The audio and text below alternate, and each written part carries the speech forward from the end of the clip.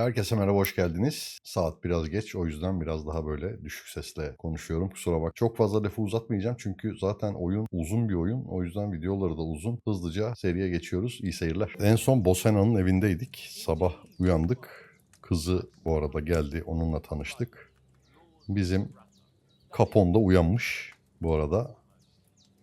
Kızı da hatta bize çok konuştuğundan şikayet etti. Gidip bir görelim.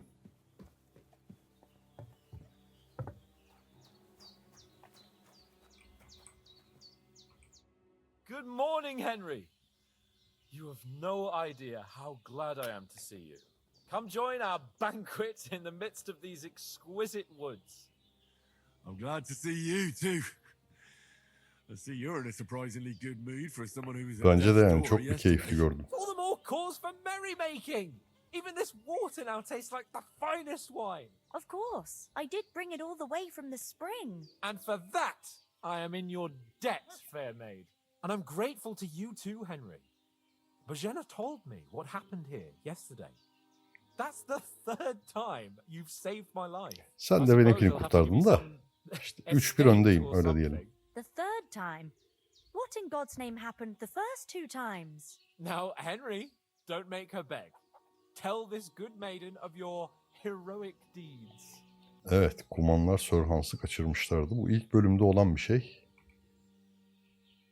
Yani oyunun birinci oyununda olan. Oradan girelim. Well, there was this time when me and Hans had some fisticuffs in the tavern, and for punishment, I had to accompany him on the hunt. And I shot a boar. And made it mad. And when Hans chased after the wounded animal, he got caught by a Cuman patrol. Humans? Şimdi kumanlar vahşi caniler diyelim. You haven't come across them? They're savages from the Hungarian lands. The core of Sigismund's army. Who knows what heathen gods they pray to?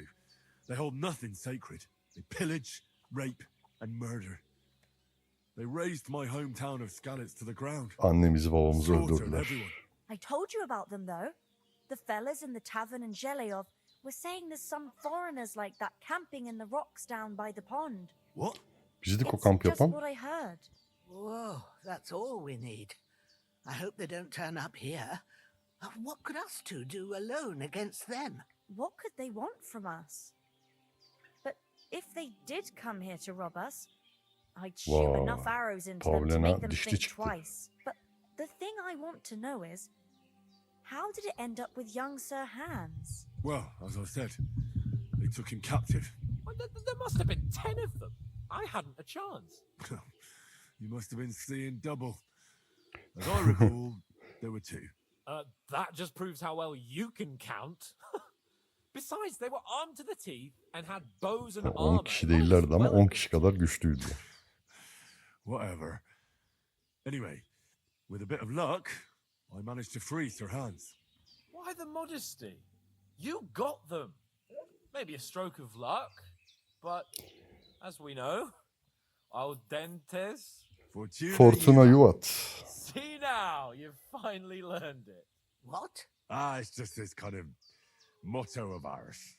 Fortune favors the bold. Maybe they're really telling the truth about who they are.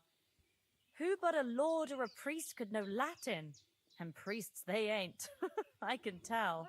And as I recall, you already got a pony from Uncle Hanush as a reward for saving me, your pebbles. So I'll save myself a few groschen. But you never gave me anything for Talmberg. For Talmberg? What was that about then? Hadi onu da anlatalım. İlk bölümden de, ilk oyundan da böyle şey olmuş olsun yani. The foe took the castle by subterfuge, and we planned a counterattack. Under the cloak of darkness, we scaled the mighty walls of Talmberg Castle. Bu arada oyunda çok fazla diyalog var. Bildiğim kadarıyla 2.2 milyon kelimelik diyalogla oyun rekor kırmış durumda. Seat? He got shot in the backside. My upper thigh, actually. Backside it was. But that's no joke either. It's not easy to run with an arrow stuck in your arse. If I hadn't carried him, I admit it. You saved my ass. Well, now, you two have been through a thing or two. As far as I can Ya tell, Bozena it teyzeciğim, really ben was his olmasam bu backside and not işi çok his zor ya. thigh. I examined Hans and saw the scar for myself. But I reckon you paid off part of your debt the other day, sir. Harbi sen o ayrıdan sakladın. Hey, how did you manage to get the best of that cutthroat the other night when you hauled me here? To be honest, by a stroke of luck. We were fighting outside, but that fucker got a hold of his falcon and let me have it in the guts. I thought I was done for. But I groped around and found a pail and whacked him with it with the last of my strength. And luckily I hit him a nice crack right on the noggin. Can't remember a thing after that. My word. Fortune really does favour you. You chose your motto well. Once we get back to Ratai, I'll have it inscribed on my shield. Do tell. What else did the two of you encounter? Quite a lot of things. But I'm afraid we don't have much time for storytelling. Evet, artık çok uzadı We came here on an muhabbet. important mission and we cannot afford to dally any longer. We have to get to Trotsky as soon Aa, as we Hans, can. sorumluluk sahibi gördüm seni. Çok Not ilginç. far. Once you climb the hill above Geleoth, you'll see the castle. All right. I think we should get on our way as soon as possible. I'll prepare a Bence bit de. of food for you, for your journey. Oh, Bozena, I don't know how to thank you for all this. Ah, but I do.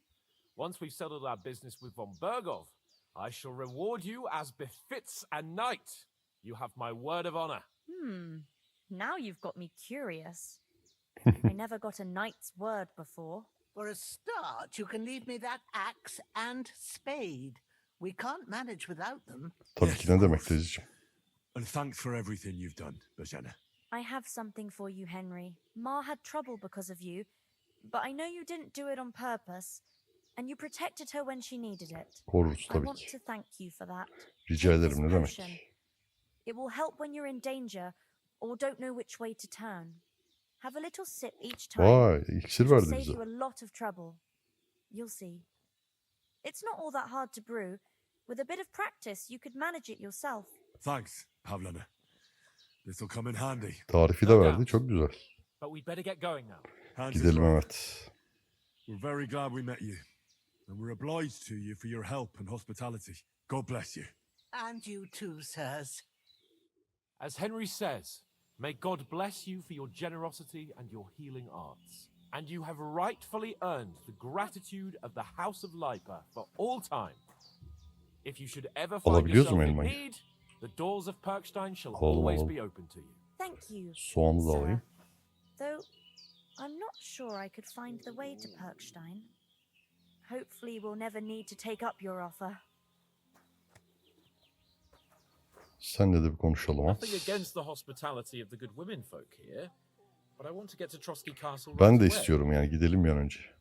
Grubumuzun geri kalanına ne oldu derken öldü işte, gördün Henry. What about the rest of our company? Could someone else have got away? You Sanmıyorum. saw for yourself. They didn't stand a chance. But you're right, we shouldn't just leave it at that. As soon as we get to Trotsky, I'll make sure they get a proper Christian burial and their souls find peace. And when we get back to Ratai, we'll have a mass served for them. You're right. They were damned good lads. I'd known O Oaks at since ya, son childhood. sosisini biz almıştık adamın. Damn it. Tot kim ya? Gölette Tot'u gördüm. Yani köpek için geri dönmek şimdi bıdı bıdı edecek. Söyleyelim What about bakalım. Mutt? He's bound to be looking for us, and we can't just abandon him. Henry, I like your dog, but that's not our priority right now. He saved my Hans böyle bir ölümden dönünce aklı başına gelmiş First gibi ya. Trotsky, von Bergov and the mission, then we can look for your dog. All right. But the moment things are sorted out, Bence de arayalım, köpeği bırakmayalım. Ama işlerimizi halledelim önce. Hans'a katılıyorum Henry. Should we get going? hold on a bit. Başlayalım. Aa, ne istiyorsun Before gene? we hit the road, there's something you should know.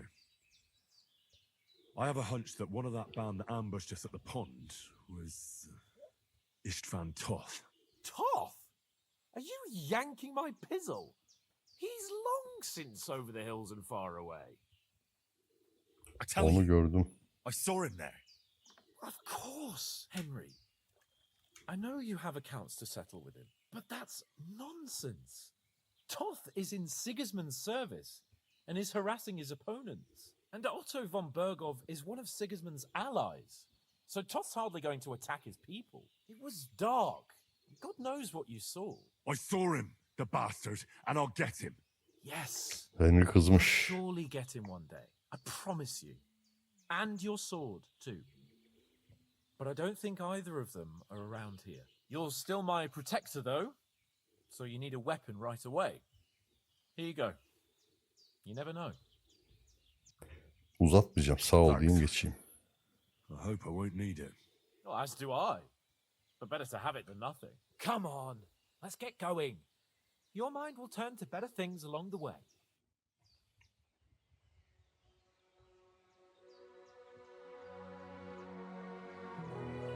Vay, teyzem bize yolluk verdi. Bir de arkamızdan su dökersin. Oo, bir de para da verdi. Teyzem ya, Allah razı olsun.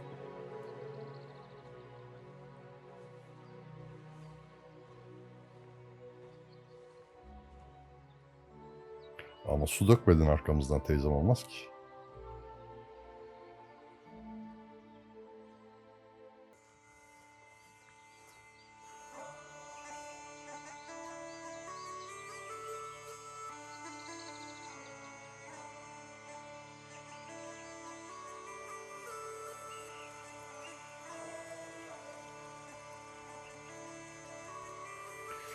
Yani ben 2. bölümdeyim, oyun daha yeni başlıyor.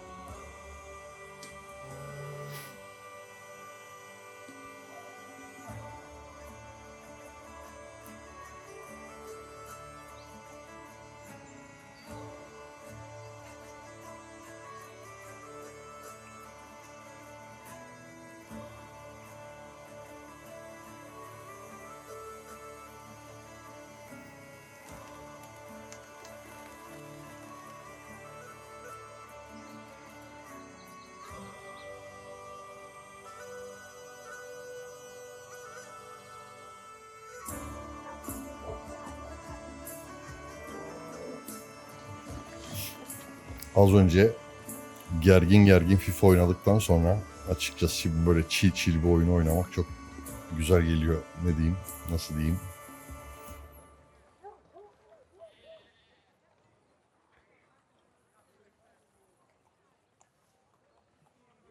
Ya Capone, işin gücün.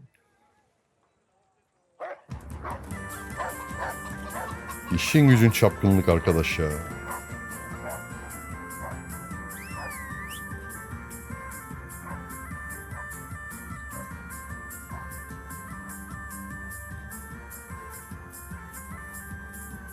Kaleyi gördük.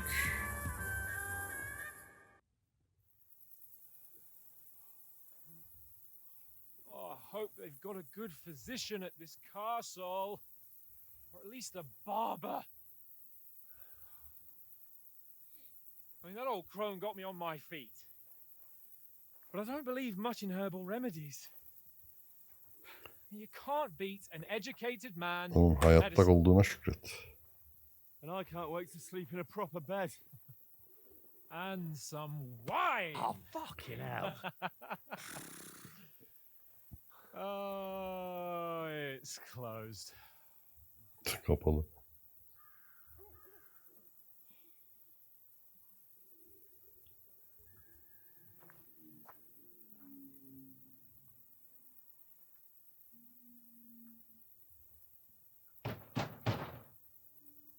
Open up! I bear an urgent message for your liege lord.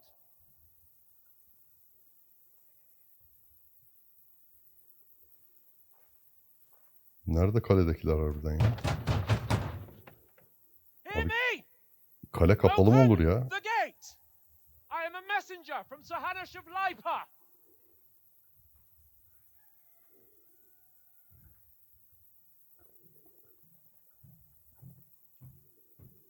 Geliyor biri.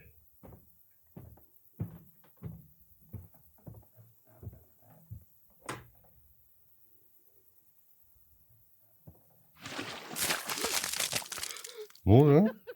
Fucking shit! Fuck! You fucking cunts! Do you know who I am? No, we fucking don't. I Ne eğlendiler be. am Sir Hans Capon of Perkstein, heir to Ratai. Üstümüz başımız böyleyken inandırıcı olmuyor tabii şimdi Hans'cığım. Now, look here, you filthy beggar! I'm not here for your amusement, so get your stinking, ragged asses out of here on the double. The pair of you! What's all this about? Ben bir müdahale olabilir miyim? Hans, müsaade eder misin? Why don't you send those beggars packing? I did, sir. They say they're messengers. I am Sir Hans Capon of Perkstein, envoy. I heard. Nevertheless, I doubt Sir Hanush would send two vagabonds covered in excrement as Bir emissaries. dinlesen dayıcım başımıza Half of gelenleri. which, Sir Hans Capon is dead. Nasıl şiddet ya? We found his body by the pond. His company was ambushed by outlaws and they were slaughtered to the last man. Yes, they ambushed us, but we managed to get away. Sir, we met your Captain Thomas on our way. He can testify to who we are. He saw our message and its seal. How terribly unfortunate you are. The captain's Hayda, company was şansa bak. also ambushed by outlaws. The captain barely escaped with his life and has been delirious for 3 days. Vay And arkadaş. even if he did confirm your story, I am under strict orders to admit no strangers to the castle. Sir, there's a horseman approaching in King Sigismund's colours. Ah, now that's what a messenger looks like. Hı hı. Count yourselves lucky that I don't have time to waste on you. Ne yapacağız şimdi? Oğlum bana bak. Getting in, whether you like it or not. Your shitty hands off me!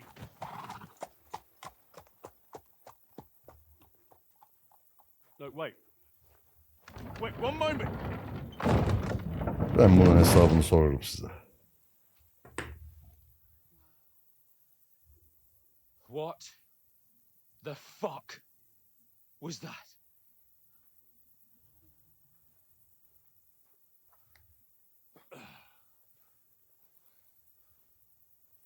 So now what?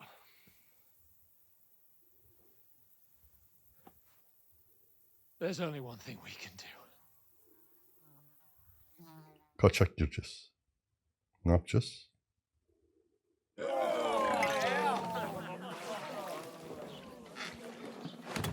Ya bu mu yapabileceğimiz? Gidelim barda içelim yani.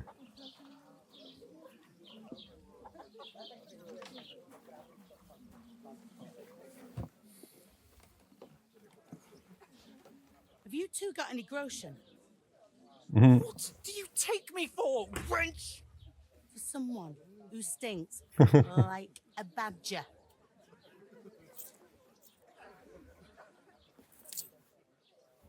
Look, we've had a tough couple of days, so we'd like a bit of peace and quiet, a beer, and a bite to eat. Unless you want to share a bowl of gruel, you're going to need more coin than this. Just bring the best you have and we'll settle later. As the gentleman wishes.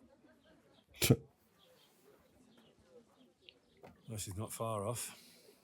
We look like a couple of beggars and we stink even worse. Beyler bir üstünüze başınıza çeki düzen verin. Bir toparlanın, kendinize gelin. Dobarlanın. What the fuck was all that at the gate? You try to talk to them and get shit poured on your head. Different lands, different customs. God's holy britches. Well, I expect they've had trouble with beggars at the castle, so they act without thinking. Oh, really? I'd never have figured that out. I'd rather hear some cunning plan how to get out of this shit. Huh? Bence de önce yıkanıp kıyafet değiştirmemiz lazım. First thing we have to do is get ourselves into decent shape. Have a good scrub, get some better clothes. Then they might believe we're actually messengers.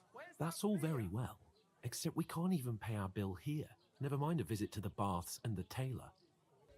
Biz de para kazanırız, evet. Ne So var? we'll earn some. Earn? I'm not afraid of work. And we're gonna need every groschen we can get. And how long will it take for you to earn a few groschen? And where will you find a decent tailor? Before we get ourselves sorted out, Sigismund will be sitting on the throne in Prague. So what do you suggest? Going back to Ratai? To Ratai? You just don't get it, do you? We can't go crawling back like this. We'd be a laughing stock. Tamam işte, ben de diyorum ki üstümüzü başımızı düzeltelim. I suppose you're right. We'd be taken for total idiots. Well, you could shrug that off. But me, we've got no message, no coin, nothing but our ragged asses. Chin up. We'll sort it out somehow, and everything will be fine again. Nothing will be fine, my friend. I'll tell you 4 reasons why. Oates, Tankard, Conrad, and Nicholas, instead of sitting here with us, having a chat and a laugh, they're just food for crows in some godforsaken hole. Maalesef. It's not your fault they died. Don't blame yourself. We have to take care of their bodies at least. They were good Christians, even though it didn't always seem that way. We'll keep the promise we made at Bajena's. The best way to honor their memory is to finish our mission. We'll get inside the castle. You'll see. We'll avenge our lads and go back to Ratai with our heads held high. I promise you that. Audentes fortuna juvat. Audentes fortuna juvat. Food. About bloody time. Here we are. Gentlemen. What is this stuff? Hey, there's meat in that. And there's more than you gave me coin for. When you're finished, report for work. Cheers.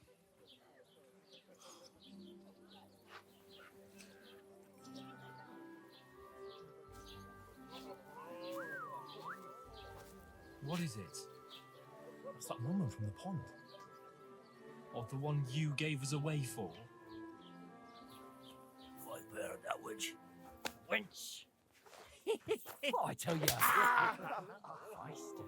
What are you waiting for? She can vouch for who we are. Go to her. God be with you. Tek şansımız bu kadın herhalde şu an. Please. My word, that's a picture and a half. I ain't seen you here before. Who sent you? Not them nomad vagabonds, I hope. Don't worry, I've come from the castle. I'm Catherine, and I've got the lovely job of keeping the soldiers' throats wet. Ah, that's another matter then. Oh my, ugh. Can you smell that too? Oof, it stinks like something died here. Sorry to interrupt. Jesus, fella, that's a bit much. Hey, youngster, if you want to go around mixing with my guests here, go and wash the stench off yourself at the trough first. Stinking up my establishment. Abi ne aşağılandım ya. Oh, Yıkanalım bakalım. poor Captain Thomas might never get back on his feet. Him and his men were attacked by bandits. Most of them are dead. Jesus Christ. Lord von Berghoff is beside himself and won't allow his soldiers out the castle. Aha! So that's why they sent you for the wine. Wait a moment then. I'll be right back. Sen git de ben konuşayım hadi Sorry teyze. to bother you, but I've seen you before. Oh, eh? I don't remember. Hold on. Are you the boy that cleans the pit under the castle shitting hole? You were attacked by those bandits. What bandits? What are you on about? You were Evet. attacked at the pond. You, some other women, and so were we, as it happens. I have no idea what you're Nasıl on ya? about. I work at the castle and I wasn't at any Abla sen pond. ne ayaksın ya? And I have no idea why you're trying to deny it. I saw you with my own eyes. You were washing laundry there with some other girls. Well, I reckon you weren't looking too much at faces, eh? Clear off, you lecher. Hayda. Here's your wine. Is this vagabond bothering you? I can handle the likes of him myself. Thanks for the wine. Bye. Look, please. I don't know what's up with you, but I know you were there. I need your help. You owe me that much. Yani ablacığım. We need to get to Von Berghoff, and you're the only one who can confirm who we are.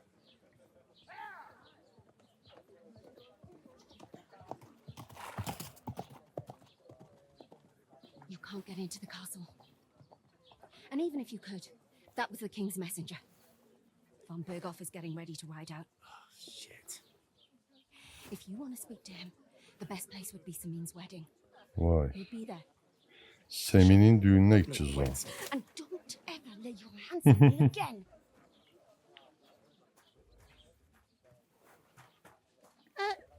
What are you gaping at? Have you nothing Teyze senin better işin to yok do? mu asıl ya? Gelip bana sarıyorsun ya.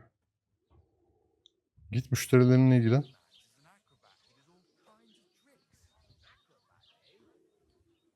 Why are you standing here like a pillar of salt?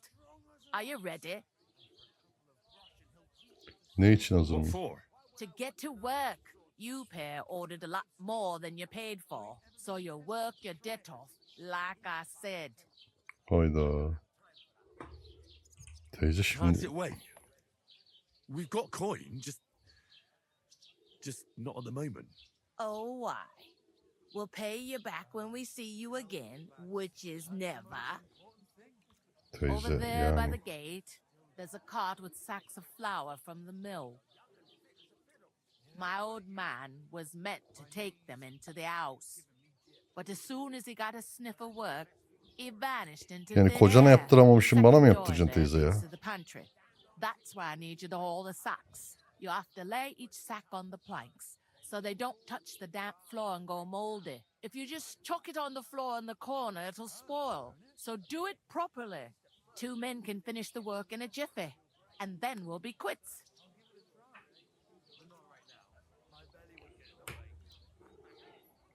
O tarz işler bizim seviyemizin altında diyelim bakalım.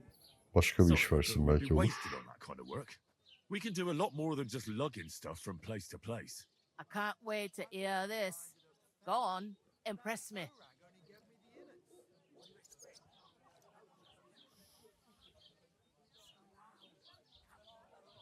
Before we were ambushed, we were carrying an important message for Lord von Berghoff. We're envoys, İnanmayacak ama. important messengers. If you need someone to negotiate for you, we're your men. The sacks of flour? No, thank you. Negotiate what? I can handle the odd quarrel over a bill myself. Starting with you. Like it or not, you can't pay what you owe me, so I'm putting you to work. Is that clear? Hayda. All right, we'll do it. Glad to hear it. I can see you ain't stuck up like your mate. Where are you actually from, if you don't mind me asking? Skalitz. Never heard of it. I ain't been further than the back off me whole O life. zaman niye soruyorsun But I know teyzeciğim? this place inside and out. Ha, I düğün heard soralım some talk teyzeye. about some wedding being planned here. Nobody's talking about nothing else. Young Lord Samin is marrying Agnes, the daughter of Thrush, our Truskovitz bailiff. And it's going to be a grand affair. When rich folks get married, that's a feast that's a lot different from when some tanner gets hitched to a bathouse wench. Where's the Düğün wedding nerede going to olacak be? diyor. At Samin, of course. I expect old Sir Jan and our bailiff will try to outdo each other in showing off their wealth. Semin'i Sörjan ve valimizin zenginliklerini göstermekte birbirini yenmeye çabalarını bekliyorum diyor. Will Lord von Berghoff be at the wedding? How should I know what his lordship's plans are? But most likely he will be. Samine is his vassal. Semin onun vasalıymış. Semin Who de is kim? this Semin? Can't you tell by the name? The Lord of Samine. The fort and the village belong to him. Old Jan Samine is the head of the family. And his son's called Olda. And it's him who's getting itched. They used to be a rich family. Their glory's faded a bit, but they still have some clout. Could I get to the wedding somehow? I don't know about that, lad. It's for invited guests only. It seems that's really our only chance. What's that? Oh, nothing. If you want to find out more, there's a couple of invited guests having an ale over there. Young Svatja there. He's the bride's brother. He can be a bit of a pain, but he's a good lad at heart. Gelinin abisi.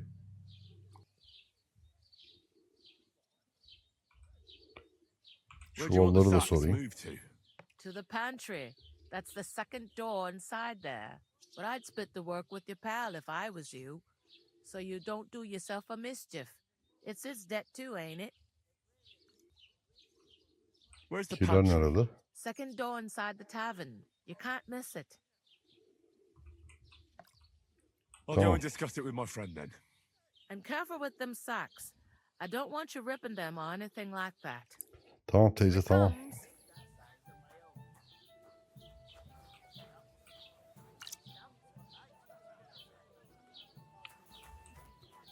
Bunlarla konuşabiliyoruz mu? Look out!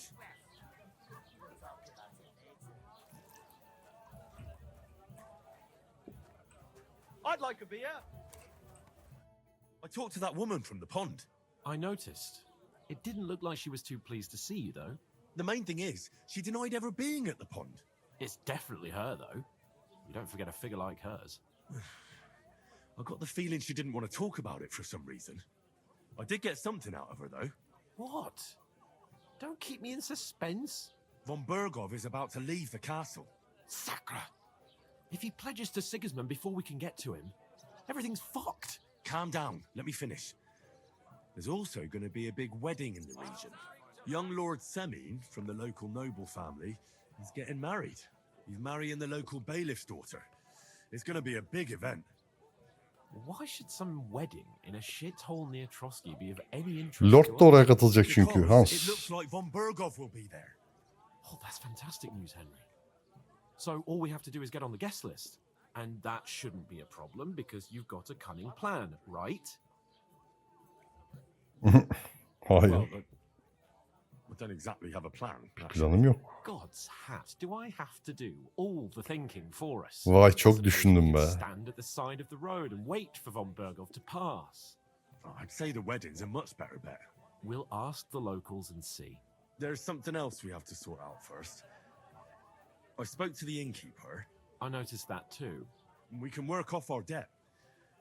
All we have to do is carry a few sacks of flour from that cart to the pantry. If we both do it, we'll be finished in no time. Lug sacks?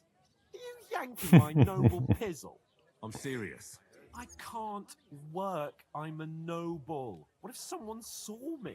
Oğlum burada kim görecek seni ya? Harbiden neye benzediğin Do you have konusunda any fikrin idea şey var mı? what you look like? Well, all right. I may not look much like a noble, but my blood's still blue. People will remember my face, and when everything's cleared up, word will get around that I lugged sacks Allah'ım here yarabbim. like some beggar. As if the disgrace at the gate wasn't enough. Oh, You know, Harbiden sir, ya. not everyone is born with a silver spoon in their mouth. Ordinary people have to work their whole lives. So you should be able to manage it too. At least for one day. Henry, haven't you ever heard of the 3 states of man? Would that be some aristocratic excuse? Not so fast. It's God's law. Oratoris, the priests who pray for us. Laboratoris, the plebs who shovel shit and pay taxes. And Bellatoris, the warriors who protect the ones on their knees or in the fields. Now, which am I? So if you find me a sword, I can get to work. But wield a pitchfork or carry sacks? Vay arkadaş ne felsefe yaptım Against be. God and nature. Kendim taşırım abi seninle uğraşacağım ya. I'm in your service, so I'll carry all the sacks, even your share. Thank you, Henry. And don't worry, I'll pay you back for your hard work. Ya hala emeğin karşılığı diyor Thanks ya. again for accepting it with humility. And fear not, friend, I'll repay the favor. How? Well, giving me a large estate? That too, of course. Maybe 2 estates. But above all, once we're out of the worst, I'll help. Allah razı olsun. Çok büyük iyilik As soon as yapacak. we have at least some gear, we'll head into the forest and find Mutt in a trice. Although, if you think about the 3 states of man, looking for lost dogs is more like a huntsman's work. But let's pay no mind to that. That would be kind of you. I knew you'd be pleased. Gideyim şu çuvalları taşıyayım var ya. Ne yapayım? I'm gonna lose a whole day just for a few sacks. Oof! That isn't half heavy. Oh. Did you hear about what the bailiff is planning? No, I don't care for gossip. Nor do I. One beer.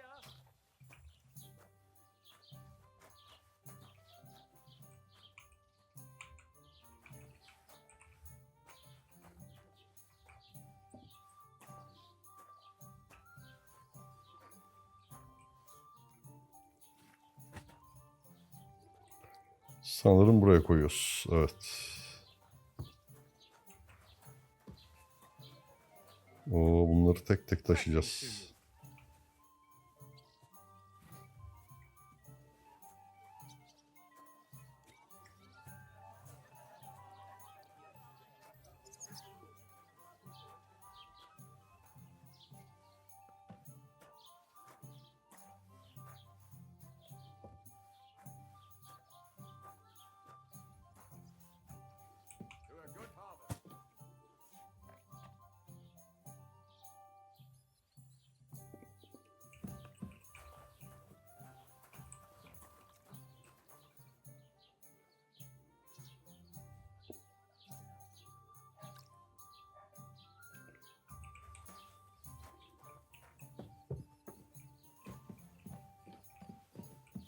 Burada yatak matak var.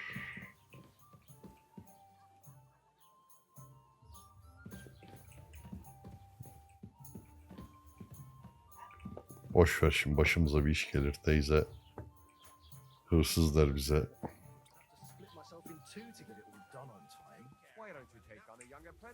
Şunları bir taşıyayım, bitireyim de. You know what? I've had enough of your bullocks. Sit down and shut your mouth, or I'll shut it for you. Just try it, worm. Just try Hayda, it. ne oluyor Hans? I might just do that. Just an idiot, a stupid, ignorant village yokel. Hey, your insults are starting to fucking annoy me. Oh yeah? Well, you've been annoying me the whole time. He comes here from God knows where, talks out of his ass, and is then rude to boot. Oğlum Hans, 2 dakika. You should be careful you don't get a beating first. Dayı, ne oldu ya? Biz müdahil olamıyoruz galiba şu an mevzuya. We are sympathetic, but you're no nobleman. Ya Hans, olay çıkartma bak, o adam bize lazım büyük ihtimalle.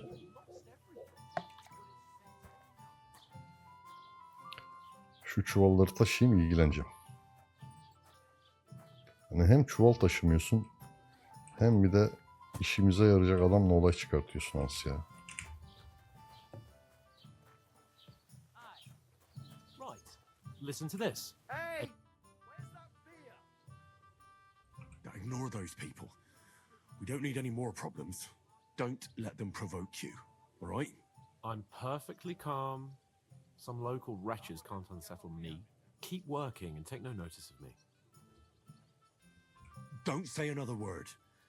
Those village yokels aren't worth it.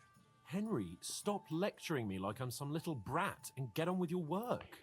Ulan arkadaş ya. You'll be finished in a jiffy. Tamam, ben bitireceğim de. O adam lazım diyorum bize. And none of the strangers survived. That was our company. But the 2 of us managed to get away. It was the same bandits who attacked Lord von Berghoff's men. Why the fuck doesn't anyone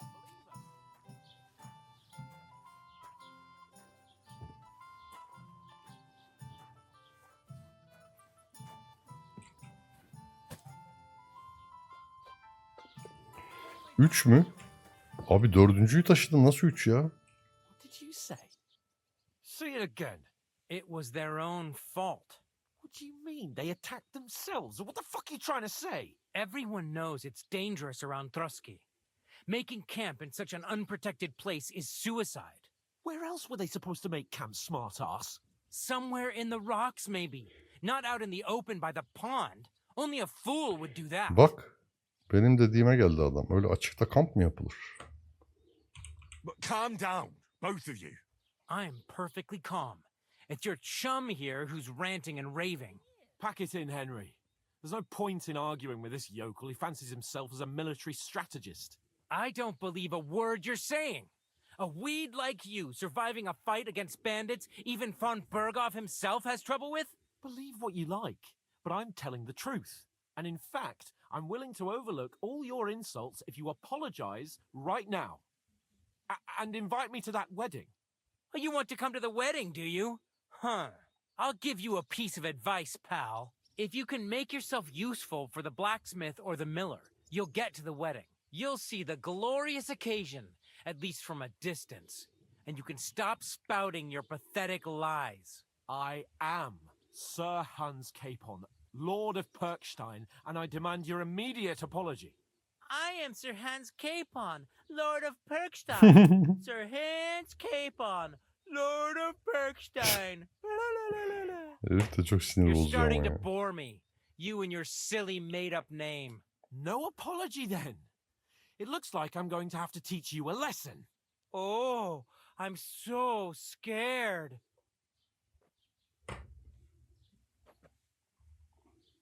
That's enough. Cut it out, both of you. Mind your own business.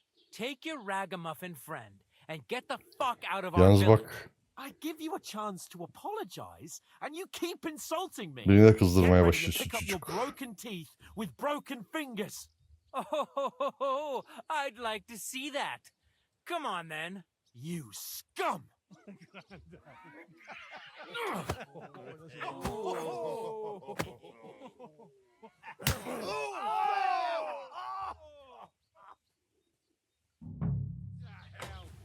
Hayda.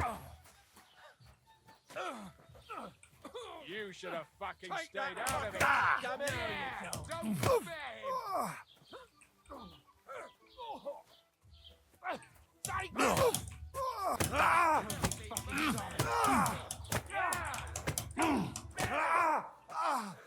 Şimdi biraz dinleneyim. Sen de mi lan? Sen kimsin?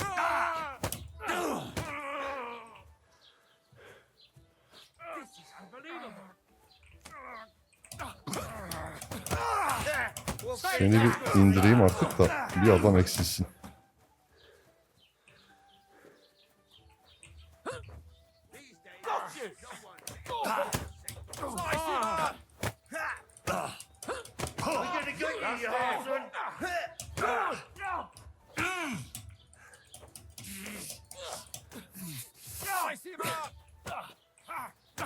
This has been going on too long. Nice hit. You shouldn't have fought with us, you bastard. Show your stuff. Ya niye korunamıyorum ya? Hayda, neden korunamadım ki? Aa, çok kalabalıklardı ya. What the hell is going on here? Grab them vagabonds!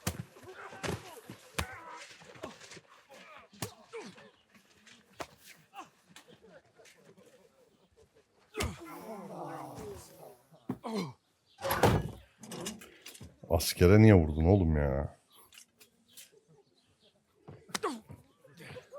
Bastards! This will cost you dearly. Keep your mouth shut and don't make it worse. What? You behave like a spoilt brat. How dare you speak?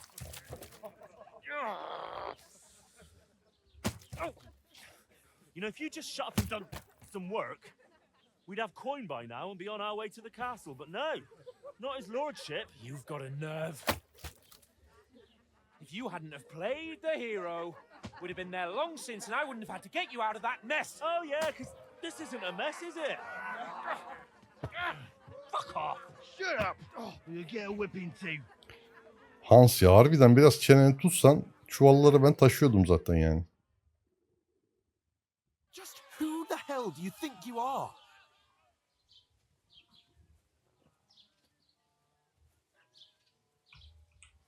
I'm sorry, sir, but it's your fault what happened in the tavern. What? My fault? You can't be serious. Whose fault is it that we're in this fucking pillory? What? Who started quarrelling with the locals in their tavern? You should have listened to me and calmed down. Yani And let him geldim bir de söyledim insult o me. kadar. Fat chance. If it hadn't been for me, we wouldn't have even been in that tavern. We've been in the shit right from the start because you had to play at being the knight in shining underwear, saving damsels. Ben ne in alakası distress. var? I don't believe it. You're trying to put the blame on me? Just like that? Who else is to blame? You're just a simple peasant who has no idea how the world works. Hans bana bak. Oh, and our little prince knows all about it, doesn't he? You only left your uncle's a week ago. All you've known up to now is a tavern on Rat Eye Green. Now you've gone too far. I've had it up to here with you. With you and your pontificating. You were supposed to make sure nothing went wrong. And how did that turn out? It was me who had to save your life. Nasıl ya? You're fucking useless. You couldn't even keep an eye on your own mutt. Sessiz kalırım. Şimdi küfür etmeyeceğim. Barışmak da istemiyorum. Lost for words, are you? All right. Have it your way. We really have nothing more to say to each other. Oha, ertesi sabah kadar orada mı kaldık?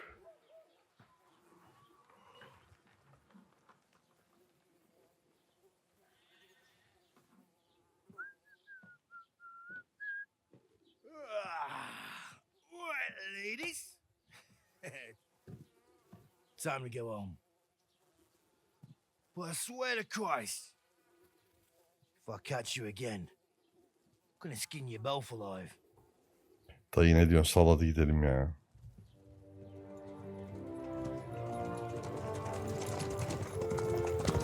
Aha, gidiyor adam. Isn't that? What's up? Hey! Go!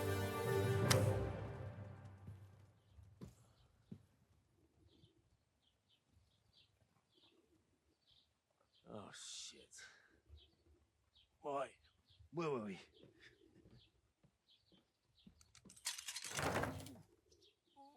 Go on, get out of my sight.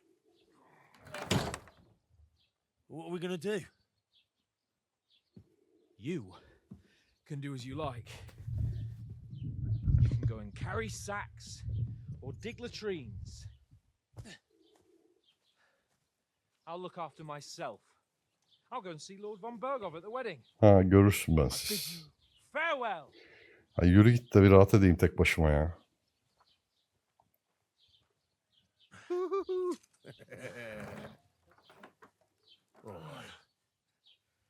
Yeah. If I were in your shoes, I'd be glad to be rid of the good for nothing. Evet eh? evet, haklısın. All right, off you go.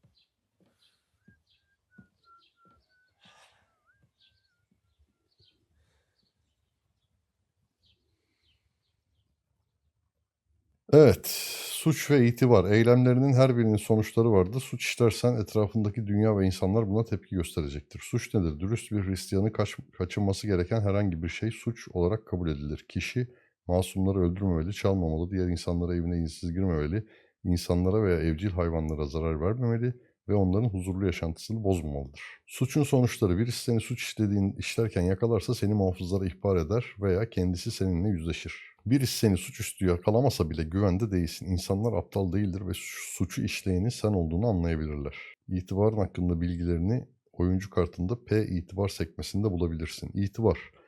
İtibar insanların sana nasıl davrandığını etkiler. Birisi senden hoşlanırsa sana nazikçe selam verir, hatta tüccarlar sana indirim bile yapabilir. Diğer yandan senden nefret ederlerse seninle konuşmayabilirler bile. Görevleri tamamlayarak itibarını iyileştirebilirsin. Suç işleyerek ve dürüst davranmayarak itibarını kötüleştirebilirsin. Davranış şeklin insanlar arasında duyulur. Yani birisine yardım eder veya zarar verirsen bölgedeki diğer kişiler çok geçmeden bunu duyar. İtibarını geliştirmek, kötü itibar her zaman bir endüljans ödenerek, endüljans ne ya? Veya bir papazın yönlendireceği bir tövbe haccına giderek düzeltilebilir. Bir bölgede çok fazla suç varsa insanlar daha tedbirli olacak, kendilerini silahlandıracak ve gardiyanlar takviye kuvvet çağıracaktır. Ortalık yatıştığında her şey normale dönecektir. I suppose I really do need to find some job. I'll find muck without you, you stuck-up Lord of Perkstein. Hey, you! Kim sesleniyor bana? Keep the peace, and we won't have any problems. Henry? You're Henry, right? Or was it? What do you want from me? I don't want anything from you. I should actually be thanking you. Uh-huh. For what? I've been begging for alms here for days, but I didn't make any real coin till today. And that's thanks to you. The scene you made brought out nearly all of Troskowitz. Hayda. You don't have to thank me. I could have done without it. And that fracas in front of the tavern as well. Oh well, not many people can make such a strong first impression. But look on the bright side. Hmm? Now things can only get better. Yani? Barely. Look at me. They just let me out of the pillory. Nobody wants anything to do with me. And I don't even know what hill that is over there. Well, that there hill is Slatego. Slatego And you pull tepesiymiş. yourself together. Like Tomcat says, nothing's impossible. And bruises build character. Hey, Harbi adın you. ne? What's your name, anyway? What do you do? I'm Bara. Just Bara. Looks like you know your way around here pretty good. You're from here, right? I ain't. I'm just passing through. Allah Allah. You're something like a wanderer. Dilenciyim dedi ya. No. I usually find work with someone, stay for a while, and once I save a bit, I move on. Then why are you begging? Değişik bir hayat. Sometimes I collect herbs for the apothecary or help in the tavern, but I'd like to go somewhere else, so I'm scraping up whatever I can. But on the whole, you could say I'm a traveller or a nomad, but don't say it too loud. The locals don't take kindly to them. Why? Because they're different, and it scares people. They travel from place to place and take their home with them. İnsanları Like neden to see what their korkutuyor ya? homes look like. You can go and see them, just don't stare too long. Nereye Where are you gidiyormuş? headed? If you're only passing through here. For work, to the city.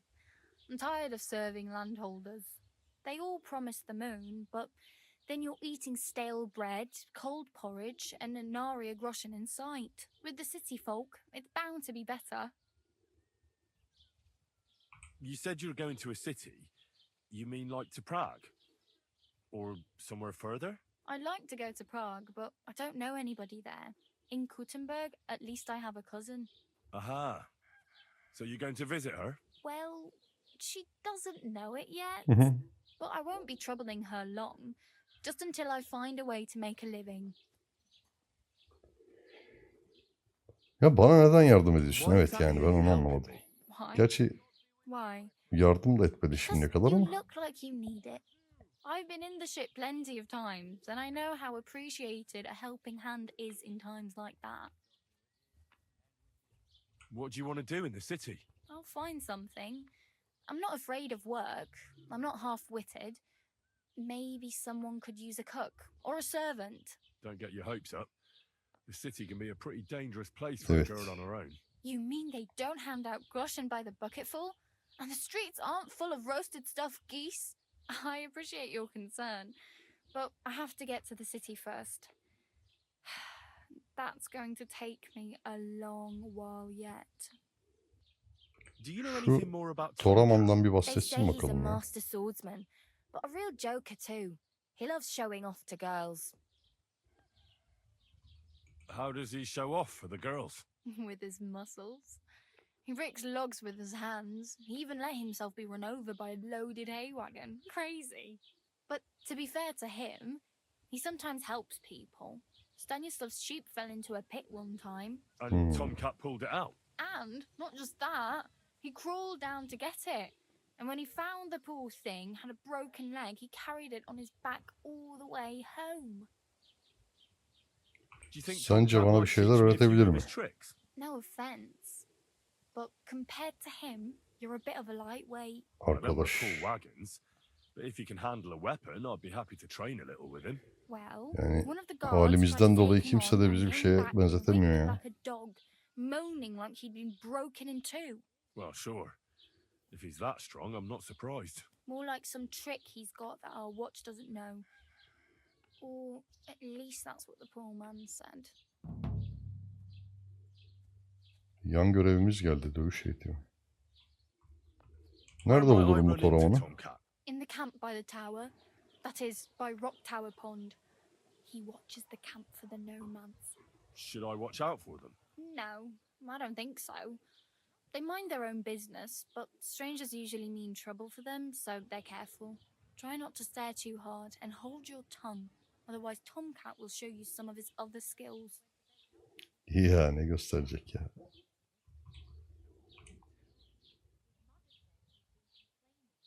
Oh well. It was nice to meet you, but I should probably get going. Get a job, and so on. Don't worry, you'll manage. Till we meet again. Görüşürüz Bara.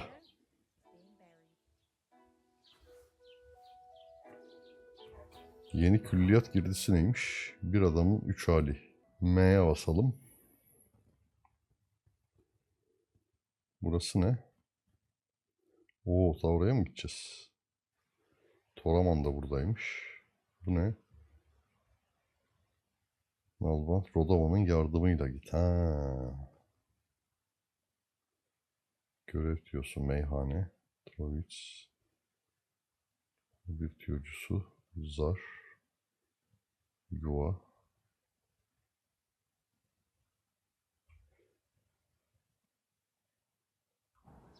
Şimdi ben bir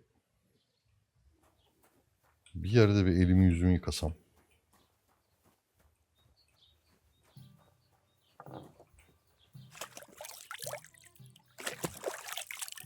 Hey, did you forget your clothes somewhere?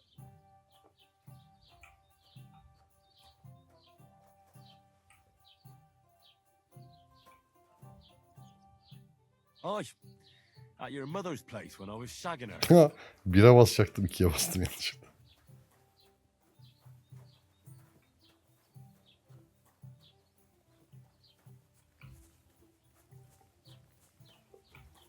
Look out! Irgatla muhatap olamıyoruz demek ki.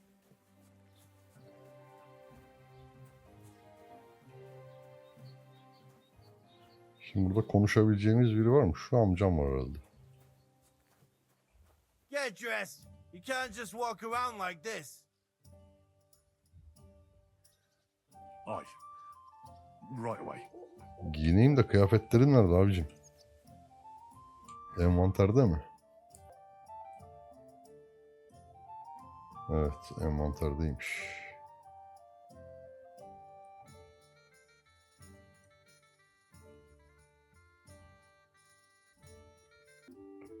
Şu kemerimizi takalım.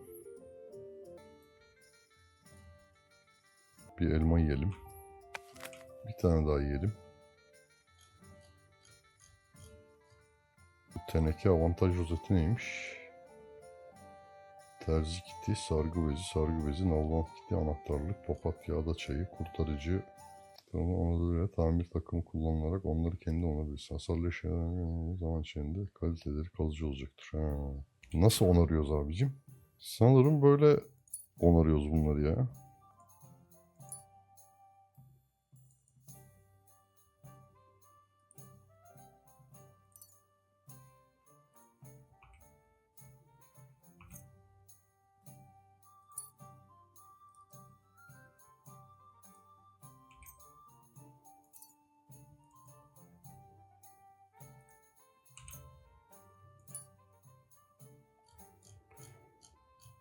Ha, şimdi oldu galiba ya.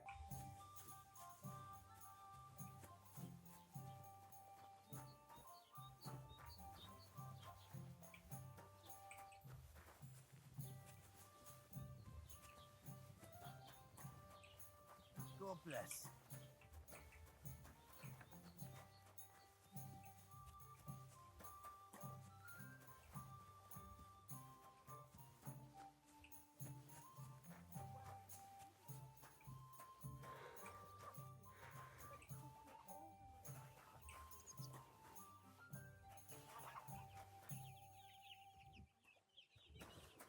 Yok.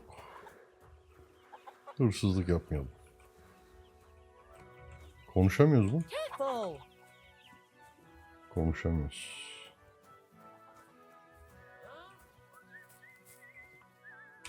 Ha, konuşabiliyoruz bununla. What's new in the county, Master Bailiff? I heard something's going on in Takoff again. Project the Innkeeper is probably coming up with some mischief to pull on the Zelievites. Will they never cut it out? Their bickering is making work for me. And now I've been visited by one of the local peasants. He said he found more fresh graves behind his field, just below the village, along the road to Nabokov. What do you mean more? You sound like this isn't the first time. That we found someone buried here? Don't even ask. I've been digging up bodies ever since that bandit gang started running rampant. Most of them are von Burgo's men. Also, if it wasn't bad enough that gang of bandits is rampaging through the region, now someone's stealing cabbage from the peasants. What Hayda. disaster. Cabbage? Aye, and the peasants won't stop bugging me about it. I was just visited by a peasant from Jadar. He's been talking my ears off for God Köyde knows how hırsızlık long. var.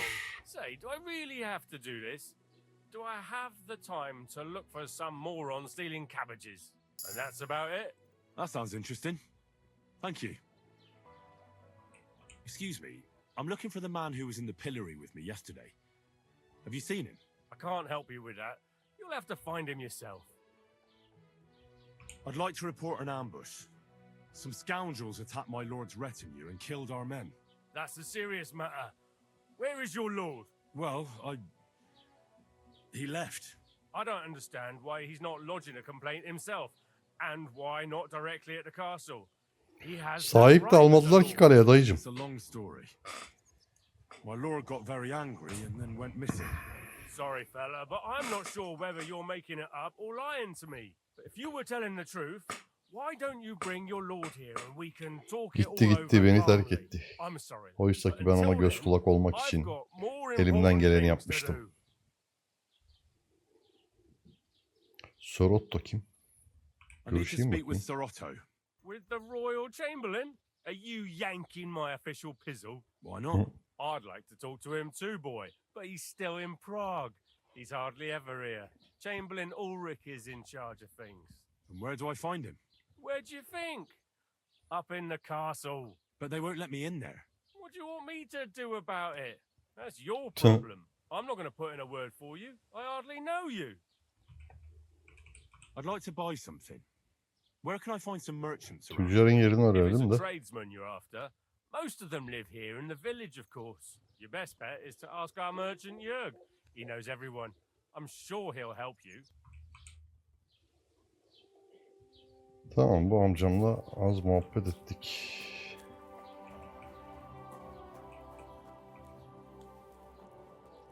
İki lokma yemek yiyelim çaktırmadan. Kaç.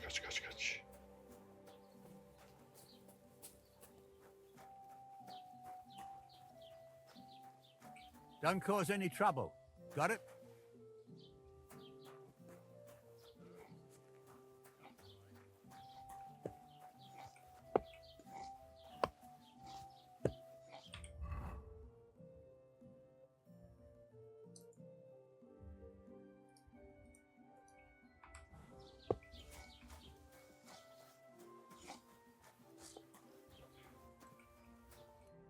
Morning. Marangozla sohbet edelim bakalım bir de. Al What do you have sat. for sale? Şimdi dükkan ekranı iki parçadan oluşur. Tüccarların mal almak için envanteri ve Henry'nin mal satmak için olan envanteri. Almak veya satmak için seçilmiş eşyalar sepetine yerleştirilir ve sepetin içeriği sağ üst köşede sepet sekmesinden görüntülenir. Alttaki çubuk mevcut işlemle ilgili tüccarda ve sende ne kadar para olduğunu, sepetindeki tüm kalemlerin toplam fiyatı gibi bilgileri gösterir. Bu kalemleri belirlenmiş fiyatlarından alabilir ve tüccarla pazarlık yapmaya çalışabilirsin. Alma ile satma arasında geçiş yapmak için AD kullan. Bir eşyayı seçip sepetine eklemek için E düğmesine bas. Fiyatta pazarlık yapmak için X düğmesine basılı tut. Bir tek kemik tarağımız mı var bizim? Like to do something about that price? Sure, why not? Pazarlık eşyalarını aldığın veya sattığın fiyatları etiketlemek imkanı teklif terazi teklifini değiştirmek için V ve S teklifi oynamak için tüccar ve ya teklifini kabul edecek ya da tepki verebileceğin bir karşı teklif yapacaktır. Pazarlık için tüccarın sabırsızlık seviyesi artacak ve gösterge dolarsa geçici olarak pazarlığa ilgisini kaybedecektir. Teklifin ne kadar abartılı olursa sabırsızlığı o kadar artacaktır. Is this enough? That's quite a sum. Lower your price a bit and we'll make a deal. Fazla dedi. And it looked like we'd never agree. Pleasure doing business. Take care. İtibar kazandım. Sattım mı şimdi tarağı? Evet satmışım. 2.8 groşenim var. İyi var.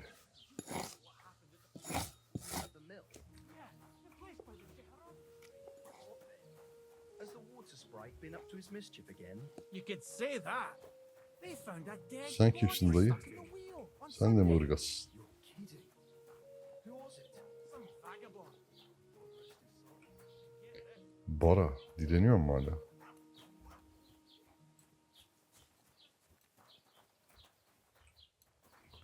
Ev hizmetçisiymiş. Burada kim var? Konuşacak birileri var mı?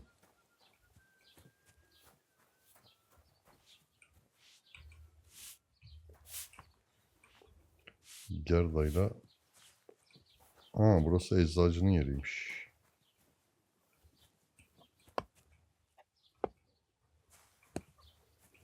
Lan sen az önce kavga ettiğimiz eleman değil misin?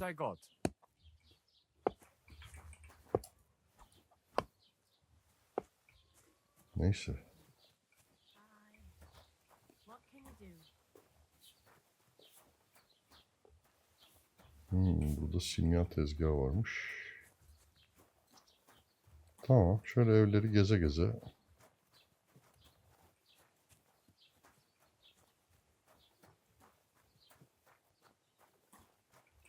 Tüccar.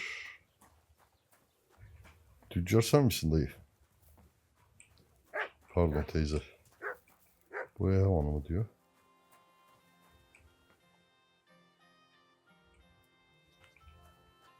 Tüccar nerede?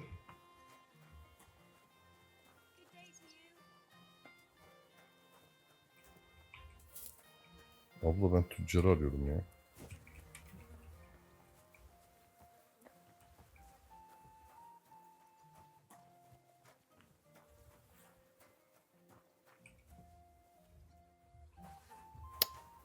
İşte izinsiz girmiş gibi oluruz.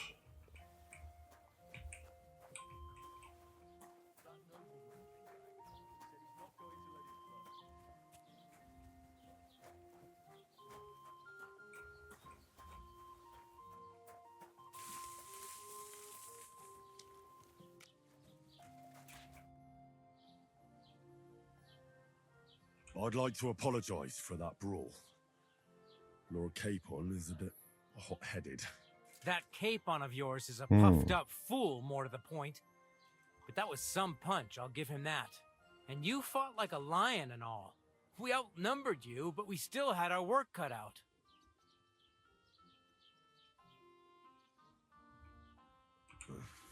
What could I do? I had to defend my lord. What? He really is a noble, is he? Well, stone me. I hope he doesn't hold a grudge. In any case, as far as the two of us are concerned, it's all water under the bridge. İnandı mı right? lord olduğuna şimdi? You can see I'm not some idiot, can't you? I just don't like haughty fuckers. And you Değilmiş. aren't one, are you? Ama Hans biraz öyle. I'm sure you aren't. You're a good lad. I can tell. And a good brawler as well. If you ever want a proper workout and some fisticuffs, Lawrence the Zhelyov innkeeper is your man.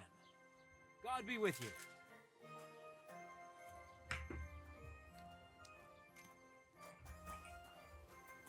Muhafız. Şimdi elemanla konuşmamız iyi oldu. Arayı düzelttik en azından. Var mı başka konuşabilecek birileri buralarda?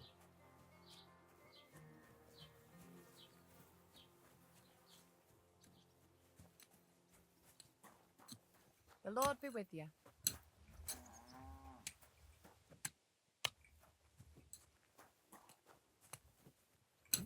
Irgat. Etkileşime geçemiyoruz ya insanlarla. Birileri olması lazım.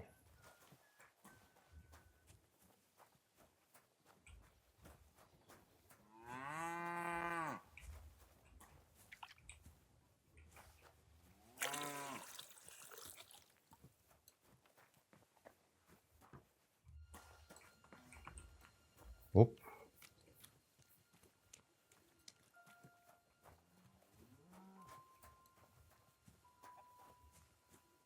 Özel mülktesin haneye tecavüz diyor. Çık çık çık çık çık.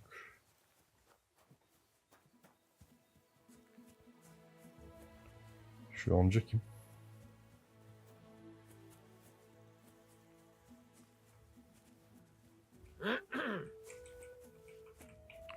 Bu toprak sahibiyle niye konuşamıyorum ya? Aa, pardon dayıcım.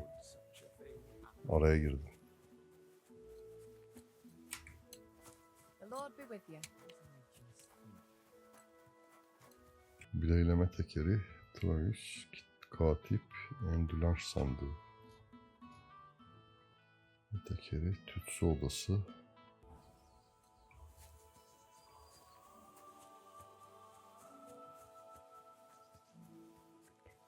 Şu tüyocuya gidelim bakalım.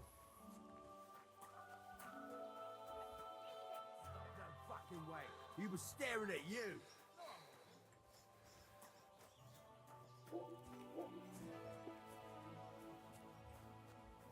Have you come to break some more stuff? If you want something, wait till I've stopped being angry. Oo. And if you don't have anywhere to sleep, they'll look after you and jelly off.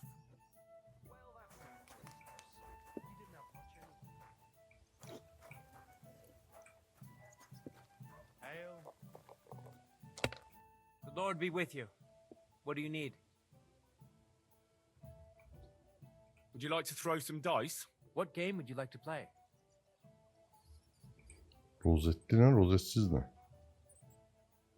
I actually don't want to play anything. See ya.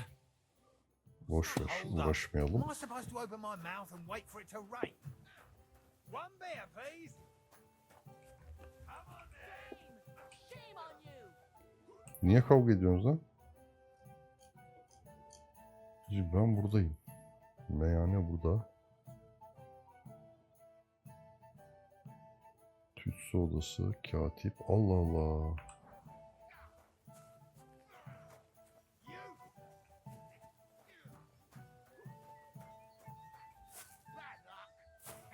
Ha, burada uyuyabiliyoruz.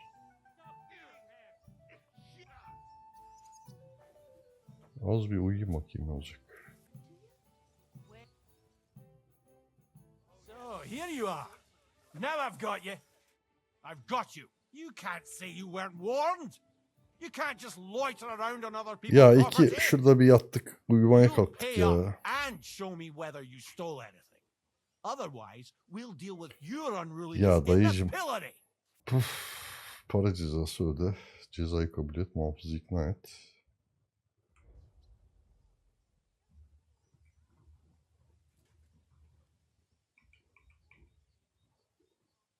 Look, can you keep a secret? What are you talking about? What secret? I was looking for the latrines. I couldn't hold it any longer. That's where you were looking. Are you shitting me? No, but I almost shat myself. Shut up. You're trying to trick me. But I'm not Hayda. falling for it. I can't pay. I don't have enough money. In that case, the pillory awaits. Şimdi ben teslim olmayıp seninle dövüşürdüm de. Take me away. Now show me what you've got. Let's see if you have anything stolen on you. Yok oğlum ne çalıntı malı ya. Have a look then. All right then. I don't see anything else suspicious. You won't avoid punishment. Let's go. I'll lock you up in the pillory until you rot. Allah Allah.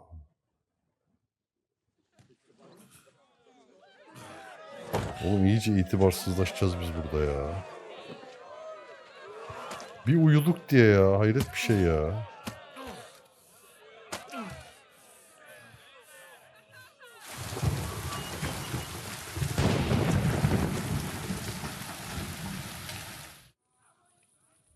Dayı kaç gün tutacağım beni burada ya?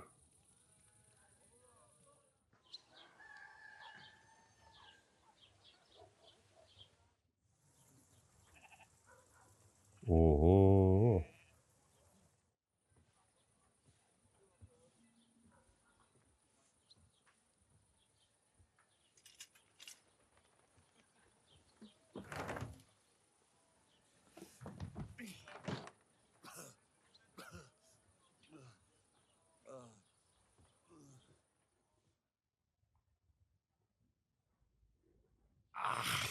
Made a fool of myself once again. Damn it.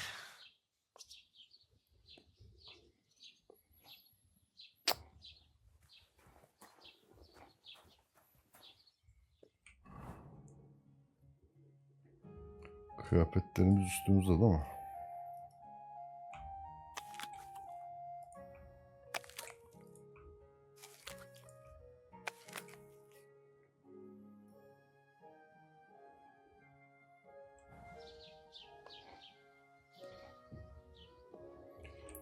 Sağda solda dolanmayalım biz. Gidelim o zaman.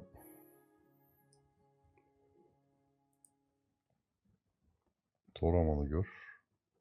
Bosena'nın çayırı. Simya tezgahı.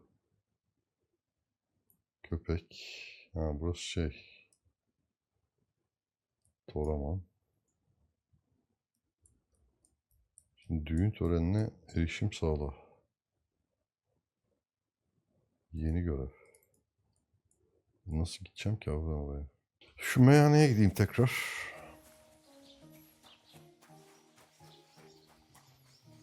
Did you sleep in a barn or what? Looking like that.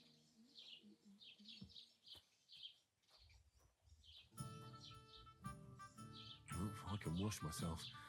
But you can't wash the ugly off your face. Oy Come now. yanlış bastık. Bastık yine. Christ, you stink to high heaven. Greetings. Ne alıp Look at your satabiliyoruz wares. ki?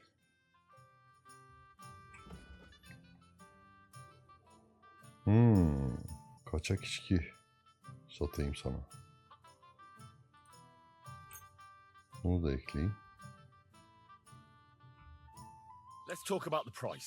Sure. Why not? Bu mu ya? Bu kadarcık mı? İptal ya. Ne I'm done satacağım? haggling.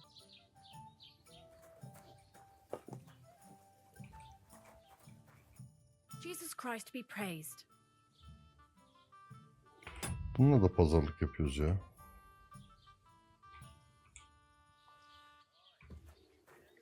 Ben şurada bir elimi yüzümü yıkayayım yine.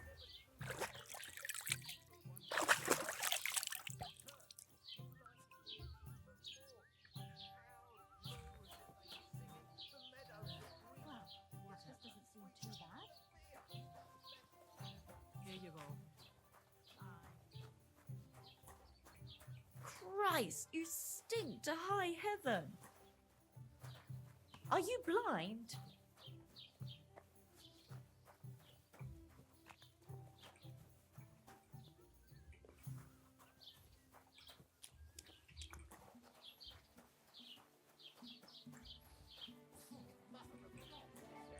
Şimdi ben bu yoldan yardırsam gidip köpeği bulabilir miyim acaba?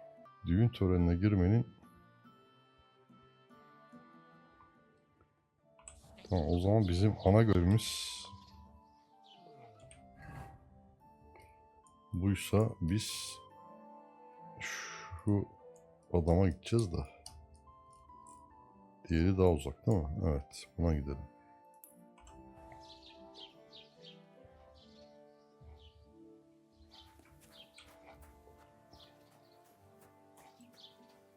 The Lord be with you.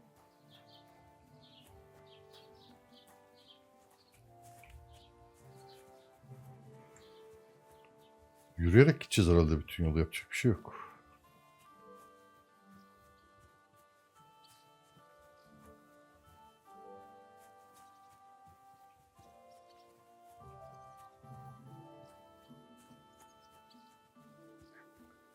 Uyumamız da lazım ya.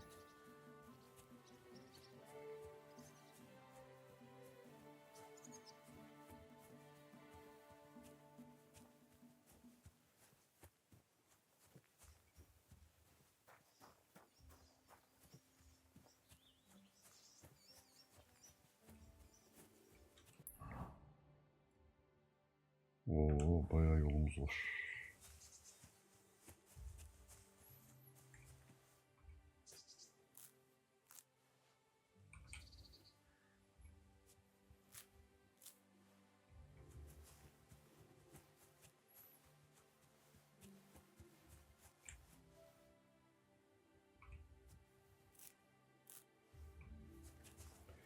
Çiçek böcek toplayalım var yolda, ne yapalım?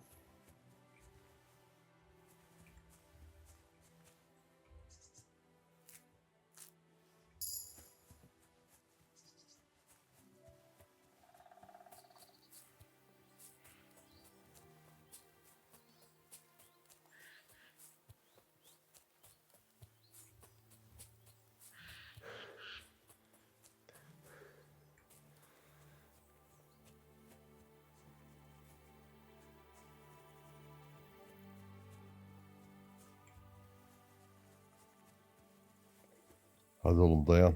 Gidelim şu amcama da.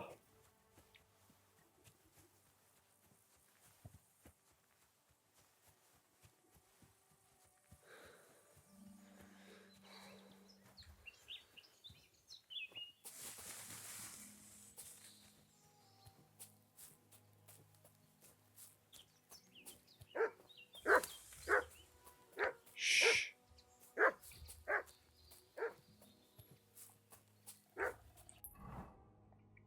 Sanırım az kaldı.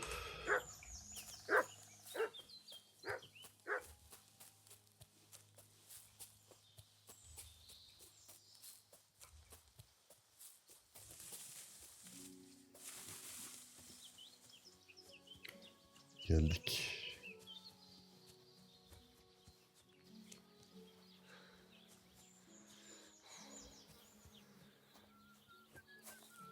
God bless you.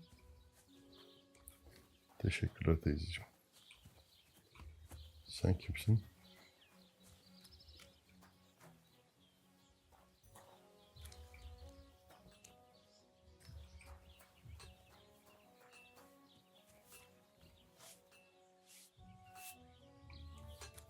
Soy dedi ya. Kadını soyarsak adamla nasıl konuşacağız? What do you want, you yokel? Speak up or get lost. Ya dayıcım ne ay yaşı ya? I heard you could use a helping hand at the forge. I could. My last two hands, well, they're not worth mentioning. And what with the wedding coming up, the work is piling up. What do they call you? Henry. I'm Radovan. You should know, Henry. The blacksmithing isn't for everyone. Have you done it before? Yeah. I basically grew up in the forge. My father was a swordsmith, and not just any. He even forged swords for the nobility. For the nobility, eh? Well, that kind of experience will come in Tabii very handy. abicim ne dedin? Ne sandın yani? As it happens, I have to forge a wedding present for young Lord Semin. A fine sword. Bende o iş. So you'll take me on? Hold your horses. I'll have to try you out first. You could forge me a hunting sword as a test, so I can see if you can make a straight blade. That shouldn't give you much trouble if your father was Hiç a sıkıntı yok. swordsmith, should it? Rahatta kal. Sure thing. I can get started right away. Great. Find some iron and get started then. Iron? Biraz demir You mi? can't make a sword out of butter, but if you don't have your own stuff, you can get everything from the chest in my forge. Demiri de bize bulduruyor ya.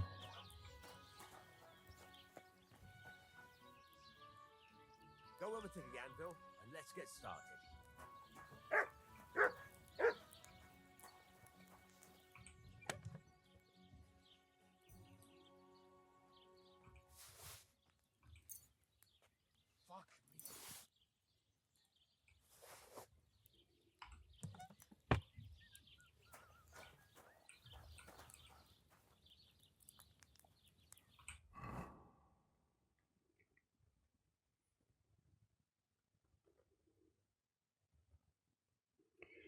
Şimdi 2 çelik, bir hurda metal, bir bağlama malzemesi lazımmış.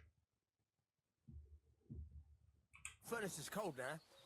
Give it a practice try. Some things, like swords, are too long to fit in the fire. You have to heat it up bit by bit. Try poking it around for a bit.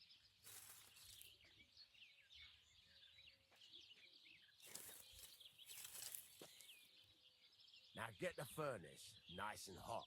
There's a lever above you. Give it a pull. Works the bellow.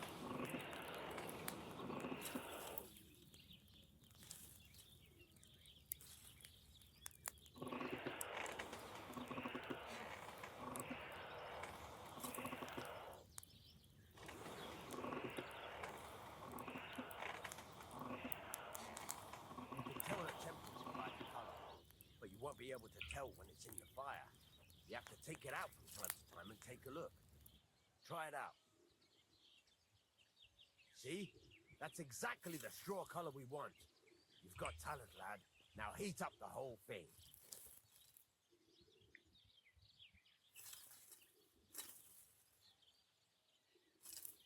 The whole thing is heated up now, so come over to the anvil. Örse gidelim şimdi.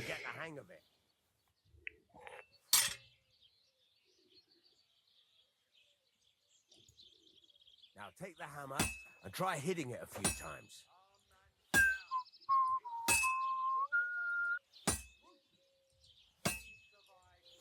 See the sparks? That's the sign of a good strike. The more sparks, the better. Also, you can hammer with different degrees of power. A stronger hit will do more, but it'll tire you out faster. Try giving it a few blows, as hard as you can, so I can see how strong you are.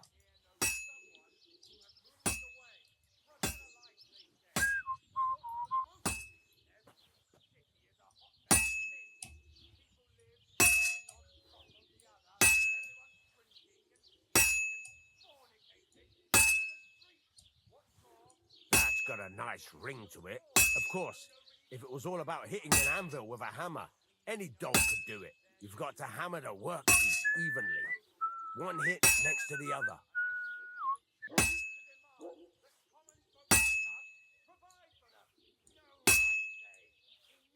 Very nice. You're doing just fine. But when I say evenly, I mean it. A sword has two sides, like a lot of other things, including myself. Turn it over and continue on the other side.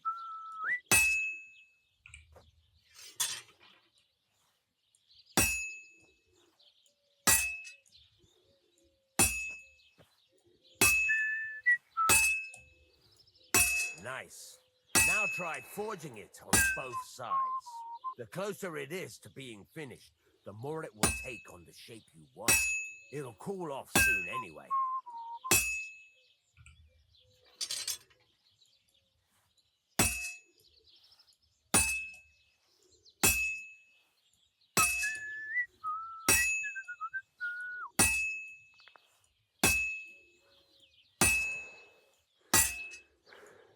Böyle herhalde. You can't do it all in one go. You've got to put it back in the furnace from time to time.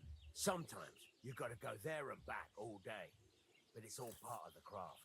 Now, get back to the forge and heat it all up again, like before.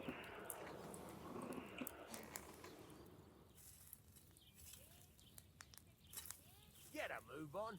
I'd like to get some other things done today.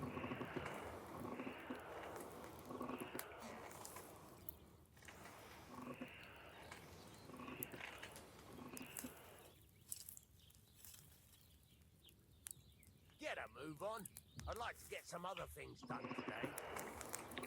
Dayıcım yapıyoruz işte, ne yapayım daha ya?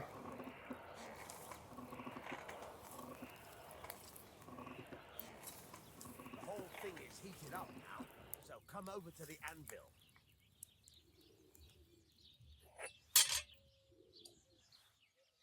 Hear that? Besides the sparks, you can tell a good strike by the sound it makes. Struck. See how it's taking on the right shape? That's how you can tell it's almost finished. Now, I've got a piece of advice for you. Hammer to a rhythm. When I hammer a piece to a beat, the work goes by easier. Sometimes I'll whistle to myself to keep the rhythm going. There you go. You've got it finished. All that's left is to temper it, and the sword will be done. The rest is just tweaking.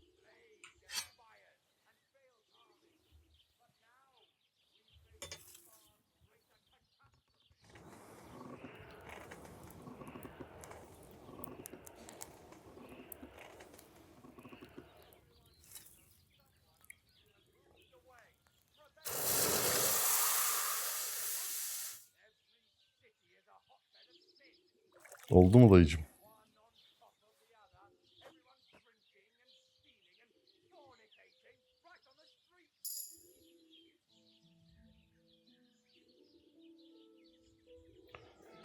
Right. Let's have a look. Bak bakalım. Very nice work. Your father taught you the trade well. Yani. Be happy to hear that.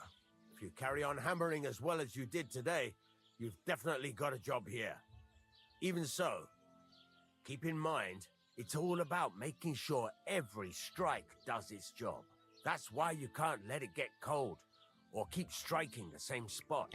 Biliyoruz abicim zaten bak hep böyle fark ettiysen eşit şekilde dövdük. You can't go wrong. Got that? Or is there something else you want to ask about? Yok abicim.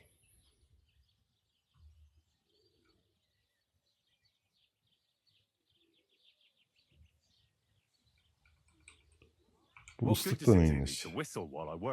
It makes you work to a rhythm. You won't get tired so quickly and the iron feels it. Çelik ıslığı nasıl hissetsin dayıcım ya? How do I know a good strike from a bad one? By the sparks that fly up. And by the ring. It rings out with a different sound when you do it right. What's the right way to heat up the workpiece? Do it till it turns the color of straw. Ideally, the color should be the same everywhere. If your forging's going to be even. The main thing is, don't work it cold. You just ruin it. But don't overheat it either. As soon as sparks start to fly off it in the furnace, take it out. Why should I forge evenly? Dayımdan soralım öğrenelim bari hepsini ya. You'll never finish it. You'll just fuck it up. But jumping from one end to the other ain't a good idea neither. You'd end up working unevenly. The best thing to do is aim each strike next to the one before. Dayıcım yani kusura bakma yanlış da anlama da biz de demirle aşırı neşir olmuşluğumuz var yani. How will I know it's finished? Notice the shape. The closer you are to finishing, the more precise the shape it will have. Thanks. That's all I need to know. You can sleep in the chamber by the woodshed. And there's a chest where you can keep your Oo things. yatacak yer verdi Allah razı You can use olsun. the forge anytime you want. Any questions?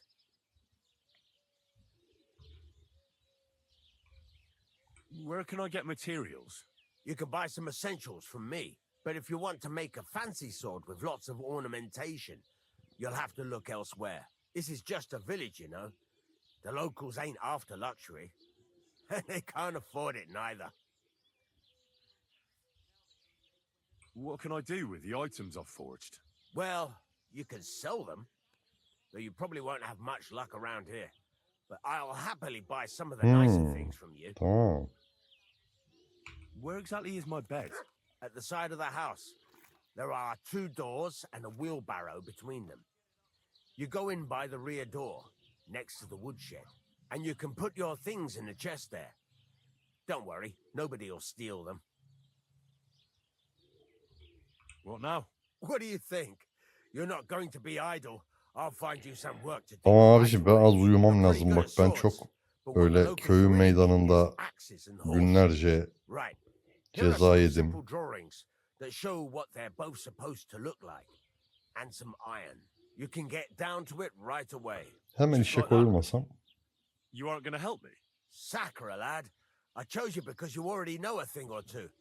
I'm not going to look over your shoulder all bloody day. You take care of these smaller jobs. Forge away as long as you're able, and then sell it all. Once you've made some coin and feel like being out in the open again, I'll give you some more interesting work.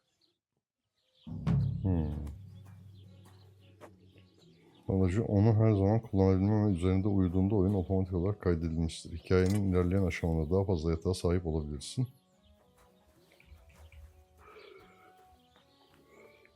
Ben bir az uyusam peki.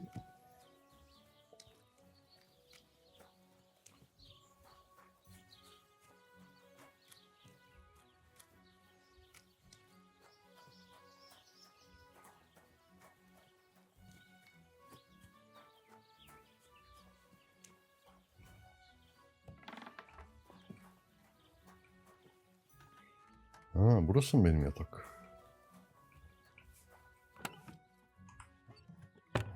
Yatak ve sandığım. Tamam.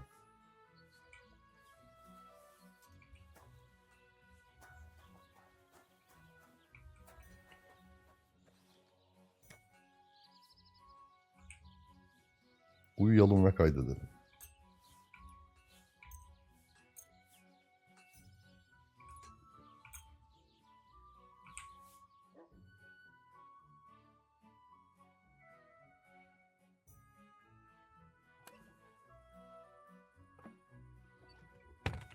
Oyunu kaydetti.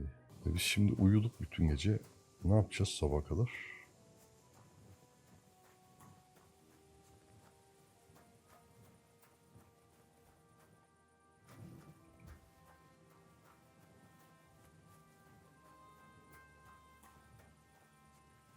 Kararında iş diyor.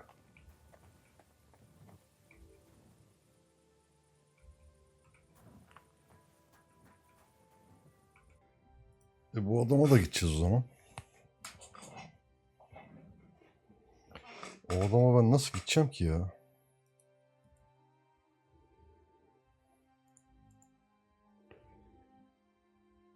Aslında bu Kirez'le gitsek de çok uzak o adam ya. Şimdi ben buradayım. O burada.